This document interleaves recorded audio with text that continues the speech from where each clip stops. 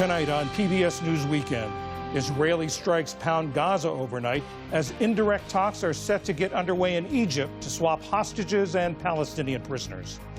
Then a new documentary tells the story of school librarians on the front lines in the battle over book banning.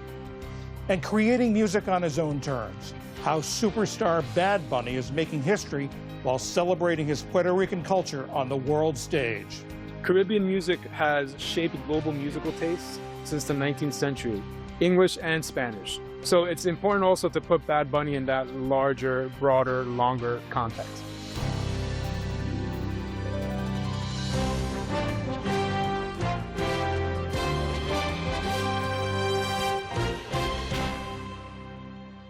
Major funding for PBS News Weekend has been provided by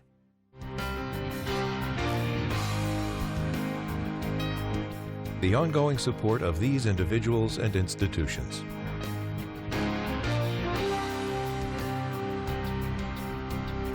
And friends of the NewsHour.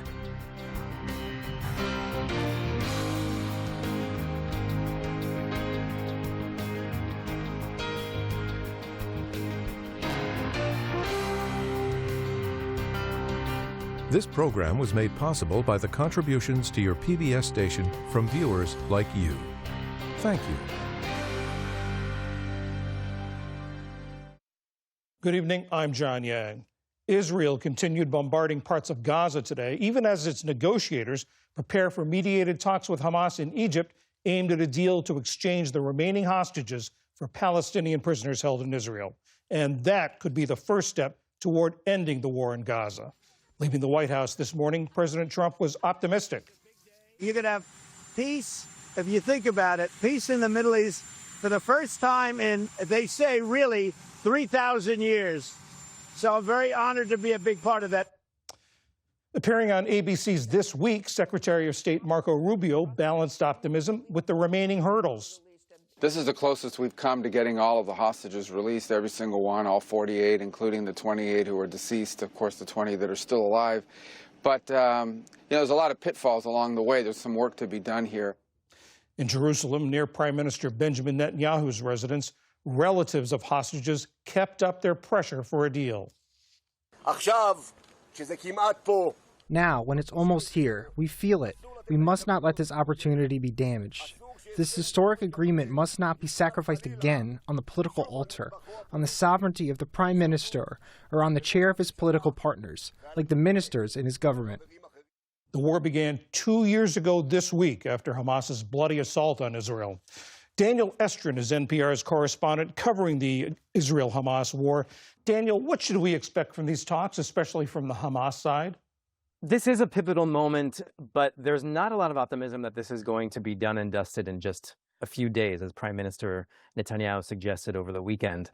First of all, it's going to take a few days just for the top Israeli negotiator, Ron Dermer, to arrive in Egypt for the talks. That's according to a person briefed on the matter.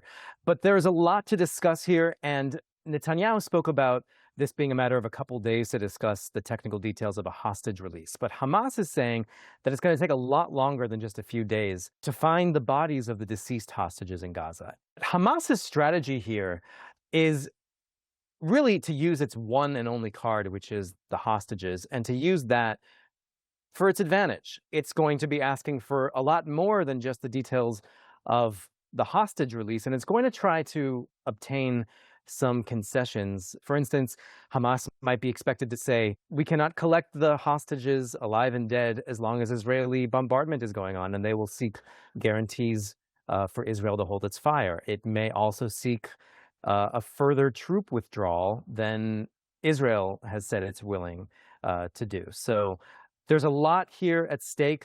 Hamas saying yes, but to Trump's plan, yes to releasing hostages, but to the rest. And it's enough to bring them and everyone to the table to negotiate the details. Is this going to get to the issues beyond the release of the hostages, to sort of what happens next to Gaza, what happens next to Hamas? The short answer is we don't know. This 20-point plan that Trump put out includes all kinds of provisions, including what happens in a post-war Gaza. There's a lot of, I think, wiggle room in the fairly vague and open-ended wording of Trump's plan that allows Hamas and Israel and all the sides to come to the table and say, okay, there's enough here that we need to negotiate. There is so much to discuss about post-war Gaza, about post-war governance, a multinational Arab and Muslim force inside Gaza. We don't know whether Hamas and the Egyptian mediators will demand that during these talks coming up in Egypt this week, that those issues get hammered out. But we should expect one thing. Hamas will want guarantees that releasing the hostages up front, which it's willing to do now, will not allow Israel afterwards to return to war. Well, what's the mood of the people? What's the mood of people both in Gaza and in Israel? I think there is cautious optimism I'm hearing on both sides, in Gaza and in Israel. In Israel, there's a lot of war fatigue after 2 years of war. Polls show the majority of the public wants this deal for the war to end and for the hostages to return.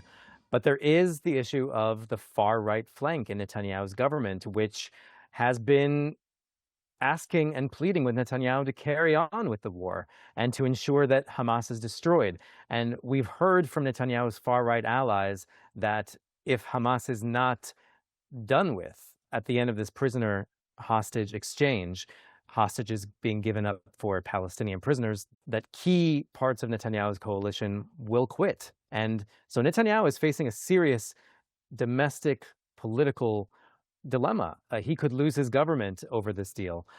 And in Gaza, many people we've been speaking to say that they finally feel a little cautious optimism. There were large crowds that gathered hearing that Israeli troops withdrew from some parts of Gaza City. Some of those people were reported killed, according to Gaza health officials.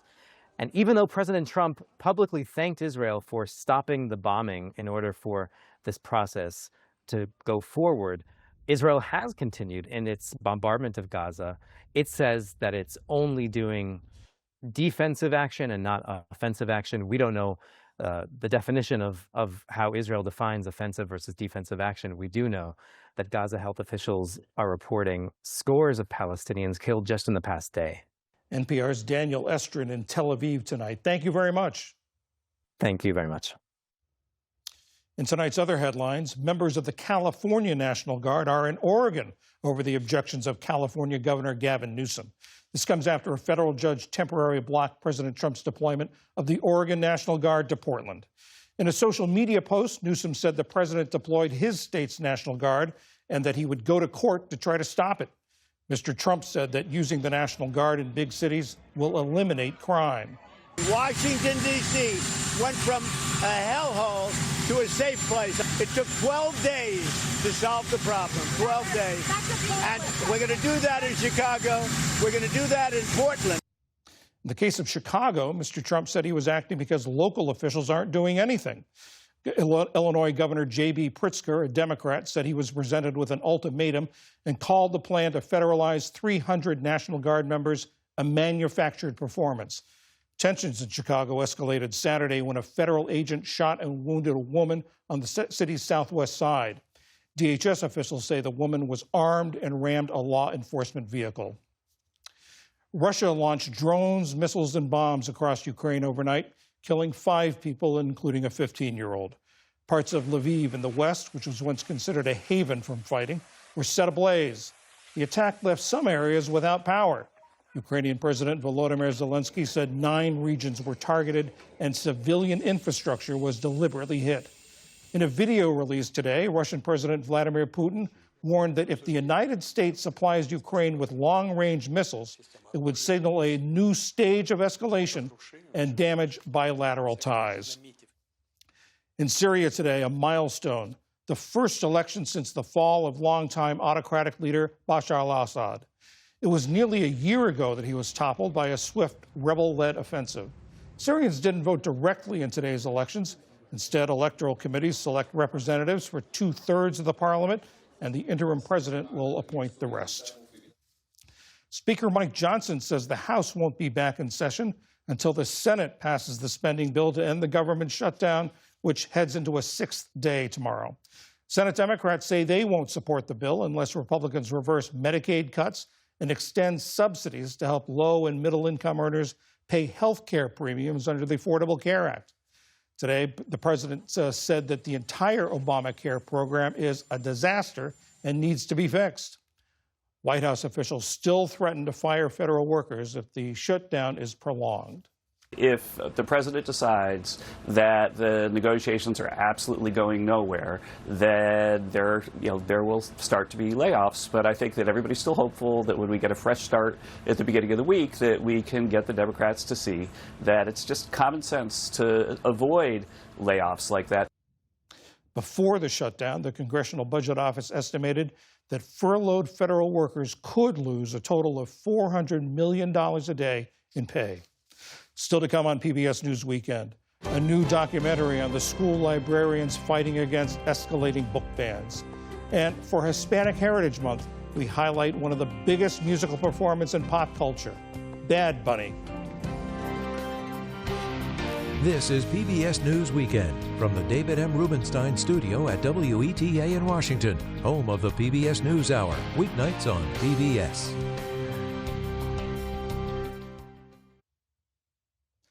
Public school libraries across America have become battlegrounds in the culture wars. In a coordinated nationwide effort, groups are pushing bans on books they consider to be inappropriate for school-age children. A new report from PEN America, the literature and human rights group, says that in the 2024-25 school year, there were more than 6,800 book bans in U.S. public schools. 80% of them were in just 3 states, Florida, Texas, and Tennessee. A new documentary called The Librarians examines the experiences of school librarians who found themselves on the front lines in this battle against censorship, often at the cost of their well-being and their jobs. Part of the ethics of our profession to support the First Amendment and fight censorship. I've had former students reach out to me that have told me books have saved them. I'm going to speak out about it. This is not a communist nation. You do not get to pick our reading material. The film will be shown in more than 50 cities across the country beginning today, which is the start of Banned Books Week, sponsored by the American Library Association and the Banned Books Week Coalition. Kim Snyder is the director of The Librarians, and Audrey Wilson Youngblood is one of the librarians featured in the film. Kim, what drew you to tell this story and also tell it through librarians?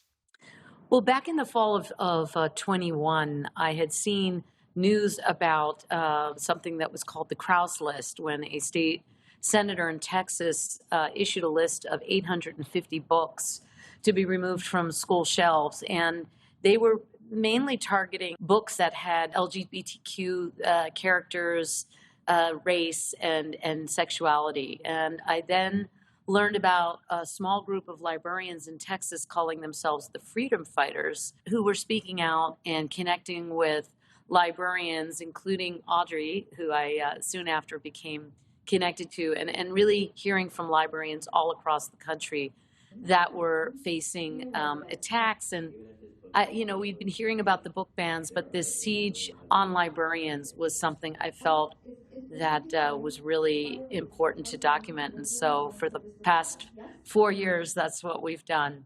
We should say that in the film, you show a number of the threats that are being made against librarians who are opposing these book bans. Let's take a look. I'm doing a criminal investigation into some of your staff. I cannot imagine my face on the wanted poster and my friends being taken away in handcuffs. You're coming for teachers and librarians, and they know it. Audrey, we heard you in a little bit of you in that clip. We don't see you because you were shot in silhouette, but then later in the film, you do show your face. What made you decide that you wanted to stand up and be seen and be known? The urgency behind the message and the call to action in the film required me to be brave, like the other collaborators in the film. And my hope is that just that one act of resilience and courage might inspire other librarians to speak up and to tell their stories and tell the stories of their students whose reading materials are being pulled from the shelves. And it really wasn't a choice from there. Audrey, why is it important for people who live in states and communities where there aren't these book ban campaigns to be aware of this and to be aware of what's going on in other places? I don't think there's many places that are really immune to what is happening. And the more that it spreads, the more it's likely to come to your community and to impact where you are as well. We hope that no matter where people are in their communities, whether it's impacting them directly, that they will turn around and tell someone the story and bring the films to their communities so that when and if this does begin to happen, they'll know how to respond, and they'll form a network and they'll form their own movement so that they can counter it. Kim, how did the communities where you filmed react to you? And I don't know if they've seen the film or not, and react to the film. It's been really heartening to see the nerve this is striking. There's certainly a really alarming, I think, reaction to the film, but also really hopeful because you see people like Audrey and some of these other, not just librarians, but people in places where they really have a lot to lose. There's a lot of risk, and they're doing it to really uphold some of the most fundamentally American values. Audrey, what do students, the students you work with, tell you about the effect these bans are having on them? In their own words, they would tell me that they felt like when people wanted to remove books that featured characters with similar experiences to them, that they felt like it meant that those same people wanted them removed from schools.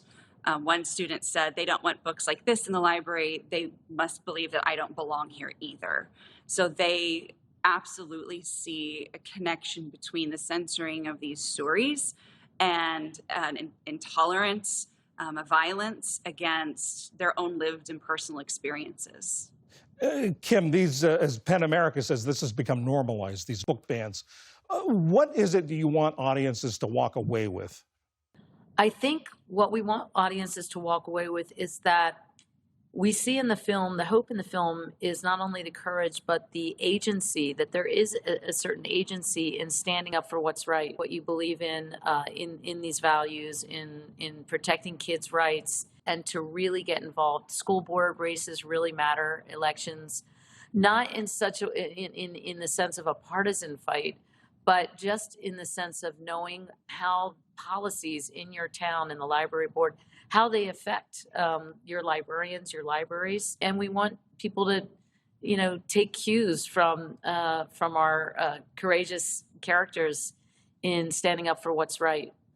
Director Kim Snyder, school librarian Audrey Wilson Youngblood, thank you both very much. Thank you. Thank you.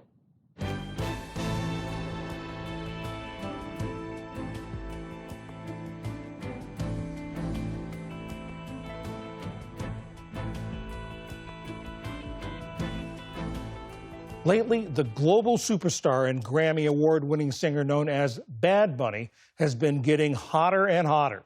Last night, he hosted the season premiere of Saturday Night Live, and next year, he'll headline the Super Bowl halftime show. His celebrity reaches beyond the music industry, spanning generations and encompassing politics, Caribbean culture, and Puerto Rican and Latin pride.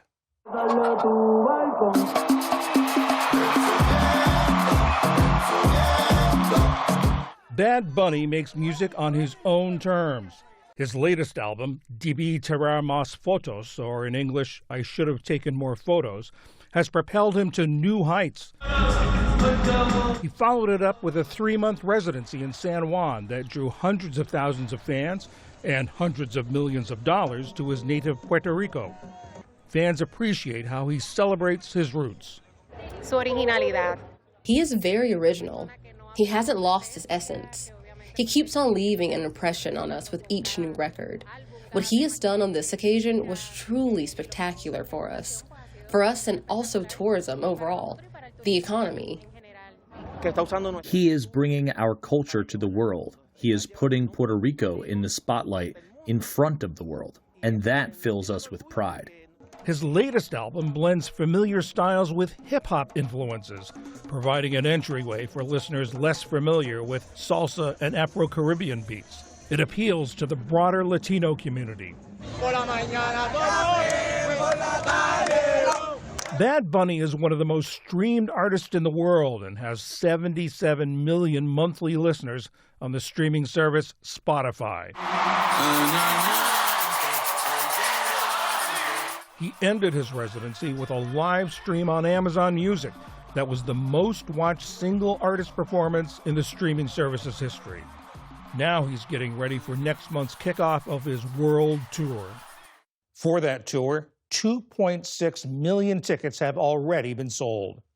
Albert Sergio Laguna is a professor of ethnicity, race and migration, and American studies at Yale, where he teaches a course called Bad Bunny, Musical Aesthetics and Politics. Mr. Laguna, what is it about Bad Bunny that makes him such a phenomenon, crossing over generational lines? Is it the music? Is it his persona? Is it a mix of the two? I'd say it's a mix of the two, but I can speak directly to this last album. You know, if you look at my inbox, John, I'm receiving emails from students in high school who are writing reports on Bad Bunny. And I'm also receiving emails from folks in their 70s and 80s who want to audit my class as well. And I think what he's been able to do is combine Puerto Rican rhythms from throughout the history of Puerto Rican popular music. So you have like reggaeton that speaks to 21st century interests and that generation, but you also have salsa from the 70s, 80s, and 90s. You also have him pulling from traditional Puerto Rican rhythms like the African percussion of bomba music, plena music, música jíbara, earlier Puerto Rican musical forms, and he's combining them on this album to imagine new rhythms and new possibilities. He's pulling on all these traditions, but he's also tapping into what's going on now. He's worried about ICE raids. How else is he sort of tapping into the popular culture, to the current culture? That particular decision was prescient on his part in the sense to the Supreme Court ruling that's basically making racial profiling legal. ICE agents stopping people on the basis of race, perceived race, ethnicity, language. And he speaks to that directly in his lyrics, talking about the issues related to migration, people feeling like they need to leave Puerto Rico in order to have success. He's speaking into relation to gentrification in Puerto Rico and the question of tourism and what's ethical and non-ethical tourism. So he very much has his finger on the pulse of issues that are affecting the lives of Puerto Ricans on the island, but also people in Latin America specifically can listen to these lyrics and say these kinds of things are also relevant to our experiences in our own backyards. To that point about the difficulties Puerto Rico has been facing, what does it mean to the island? What does it mean to the residents that he chose to do this 3-month residency in Puerto Rico, not anywhere else? It's a powerful political statement. The title of the residency is No me quiero ir de aquí. I don't want to leave here. In the history of Puerto Rico and a lot of places in the Caribbean and Latin America, the narrative has long been, if you want to have success, you have to leave. So for him to say, I'm going to start off this tour for this massively popular album in Puerto Rico, I don't want to leave. It's part of the broader message of the album and the marketing around the album, which is how can we imagine a Puerto Rico for Puerto Ricans, a place where people don't have to leave to live and to thrive. In a lot of his music, Bad Bunny talks about some of the problems facing Puerto Rico. He talks about over-tourism and the effect on the environment. He talks about the bad economy there. Is it somehow ironic that he would be critiquing over-tourism while drawing hundreds of thousands of people to Puerto Rico for his concerts?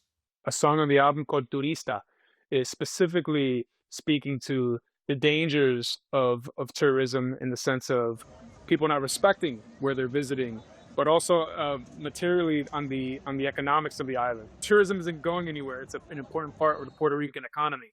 I think he's walking that line of offering a critique, but also understanding that this is part of the livelihood of many Puerto Ricans. Ideally, this is a model for maybe thinking through a more ethical kind of tourism. A lot of Spanish-speaking singers who want to build an audience in the United States sing in English. But Bad Bunny will not do that. He insists on singing in Spanish. How significant is that? I think what's interesting here is so many artists, many from Latin America, will become extremely popular in their local context. And as they get bigger internationally, you know, sometimes the music gets a little watered down, right, to kind of appeal to a broader global audience.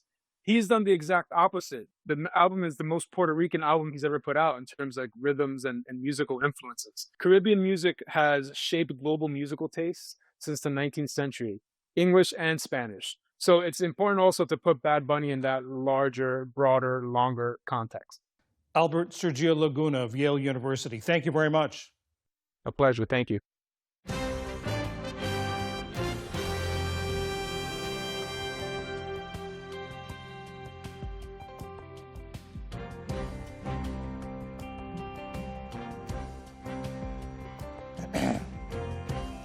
Now online, there's a lot more, including a look at how the application for federal student aid has changed in an effort to streamline the process. All that and more is on our website, pbs.org/newshour. And that is PBS News Weekend for this Sunday. I'm John Yang. For all of my colleagues, thanks for joining us. Have a good week. Major funding for PBS News Weekend has been provided by... In 1995, two friends set out to make wireless coverage accessible to all. With no long-term contracts, nationwide coverage, and 100% U.S.-based customer support. Consumer Cellular. Freedom calls.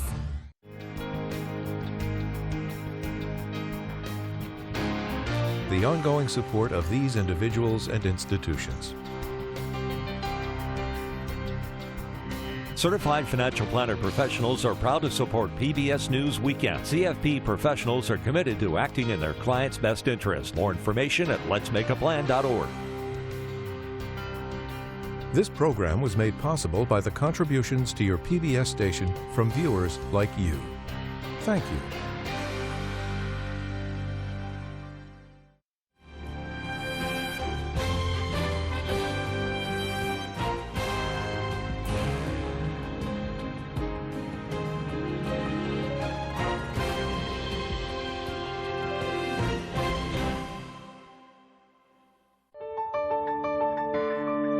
You're watching PBS.